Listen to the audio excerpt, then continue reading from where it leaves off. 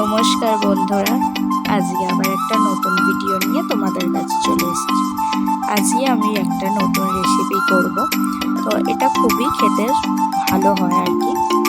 Chicken roll বানাবো, তোমাদের সাথে আজকে শেয়ার করব। ফার্স্ট ময়দাটাকে মা ভালো করে মেখে দিচ্ছে। ভালো করে মাখা হয়ে যাওয়ার পর তারপর এই থেকে একটা একটা করে লেচি কেটে নেব।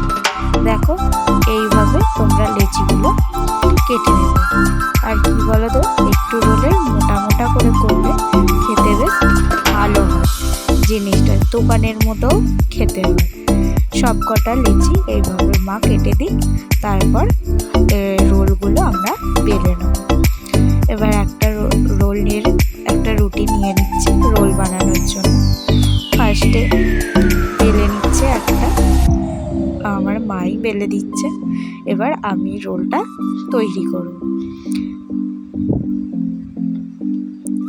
রোলটা বেলা হয়ে গেছে। এবার এটাকে একটু এতে চাটুটা সেঁকে নেব। সেঁকে নিয়ে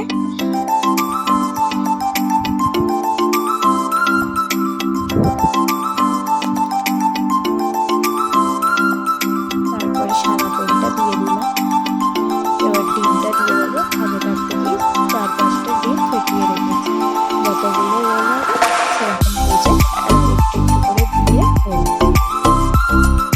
চিকেন রোল করবো, তাই অল্প ডিম দিলেও চলবে। তাও আমি একটু বেশি বেশি করে দিয়ে করছি, যাতে খেতে আর একটু ভালো হয়।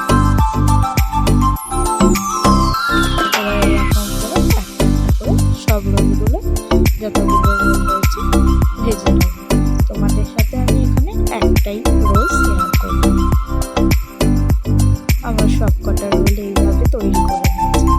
এবার এই রোলগুলোকে তো মুড়তে হবে। আমি আগে থেকে চিকেনের এই পুরটা রেডি করে রেখেছিলাম। এবার চিকেনগুলো দিয়ে দিচ্ছি। আর এই পুরটা বানানোর ভিডিও করা হয়নি। এবার কেউ যদি এই পুরটার ভিডিও চাও, প্লিজ কমেন্ট করে জানাবে, আমি তাকে দিয়ে দেবো। এবার দিয়ে দিলাম।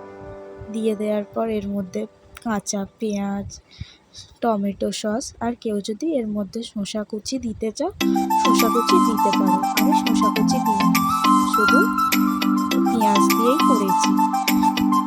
এবার এর মধ্যে টমেটো সসটা দিয়ে দেবো।